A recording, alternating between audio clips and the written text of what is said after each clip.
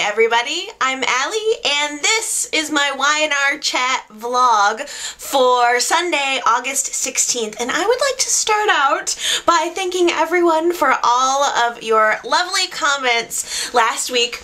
I was a little upset by Nikki's exit from the show, and I thought that she was leaving the show for good. Now, in my defense, the reason I thought this was because I had heard some rumors in the past few months about her not being able to renew her contract and Y&R asking their stars to take a big pay cut. And then when I saw the direction of the storyline moving towards Nikki exiting the show, I did an internet search and I found Melody Thomas Scott's Wikipedia article, which says that she had been written off of the show. So in my defense, that's where I got the information. I'm sorry if I scared anyone, but you guys totally reassured me that that's not the case. It seems like she's just kind of on an extended absence from the show, but she'll be back.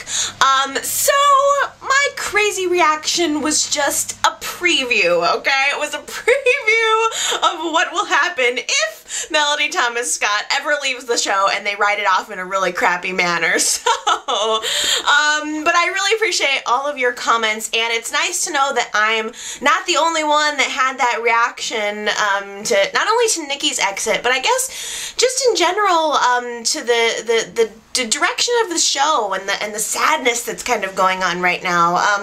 Last week I was very crabby, and I appreciate you guys sticking with me. But it was nice to know that I wasn't the only one. Everybody kind of got a chance to air their frustrations with the show, as did I. And it was nice to know that I wasn't alone. Thinking about the sadness of the current storylines, feeling like Y&R is in kind of a dark place, and just talking about where a lot of the storylines are in general. Hi, Allie. It's just a Y&R fan. I'm getting really furious with all of the storylines, like you said in your last vlog. They're really disturbing, and I really need some happiness in Y&R. I'm getting real sick and tired of all these sad stories and relationships, and I really don't want to see this Lily Cancer thing either.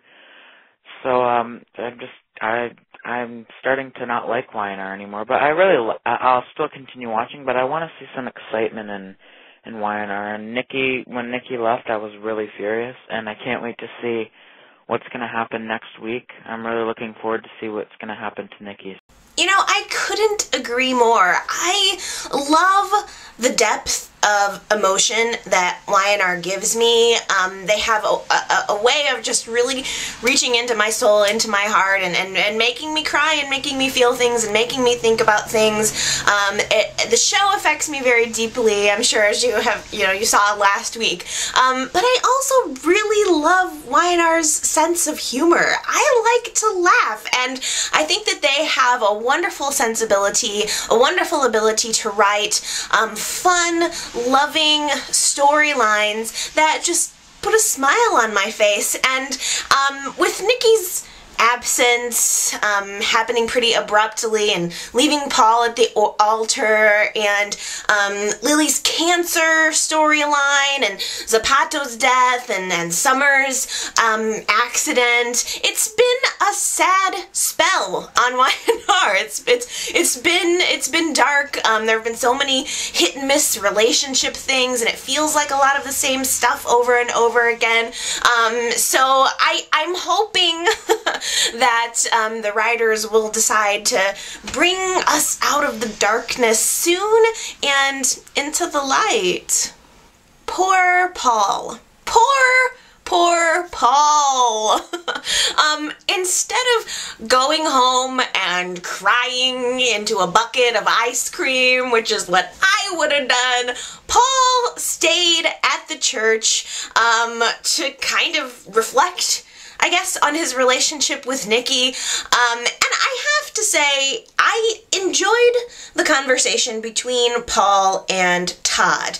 It helped me, I think, and it helped Paul to tie up some of the loose ends, you know, not being able to change what has happened. There's nothing Paul can do to change what has happened. There's nothing we can do to change what has happened, but we can definitely start to kind of accept it. And Todd made a really great point that Nikki did a kind thing by not letting Paul build his life around a lie. You know, I mean, they could have been together for another 15 years, and then Paul only would have found out down the road that Nikki was still harboring these feelings for Victor, or that she had some level of regret. So I thought that was a good conversation, and I really appreciated the fact that Victoria went to the church to comfort Paul. I bet you guys really felt that the same way too. It was nice to have her show her support for Paul and just kind of extend sort of an olive branch on behalf of Nikki and the family. It was a nice gesture, and really, you never know what the future will hold for Paul. I mean, Nikki could come back and be a completely different person. You know, at this point, we don't know exactly what happened to her. We're pretty much not gonna know exactly what happened to her until she comes back. She could be fine. She could be totally injured. Who knows? But, you know, she could come back one day very soon and not even remember the name Victor Newman. I am still very annoyed with Zapatos' death. It's still ridiculous. It was still totally unnecessary. I'm still upset about it, and I'm still hoping that I forget that it happened, that it ever happened. And then, on top of killing the dog, YNR, we had to have an extended funeral for him. I mean, it was so long and drawn out, I couldn't believe it.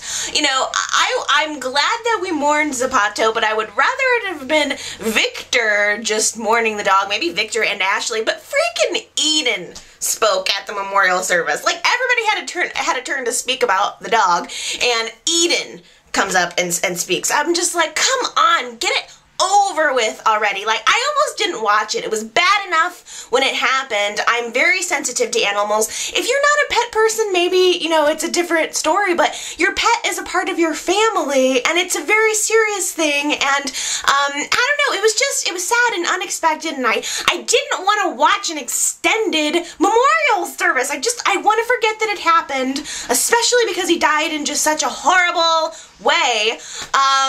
So I hope I forget about it soon. I'm just going to focus on the fact that Zapato is wagging his tail in heaven as we speak right now. And Mary Jane Benson is going down. I can tell you that right now. The blonde hair is only going to make her more recognizable to her family, and whether she's pregnant or not, Paul is now going to have all of the time in the world to focus on uncovering her identity, hopefully realizing who she is, and tossing her into a mental institution where she belongs.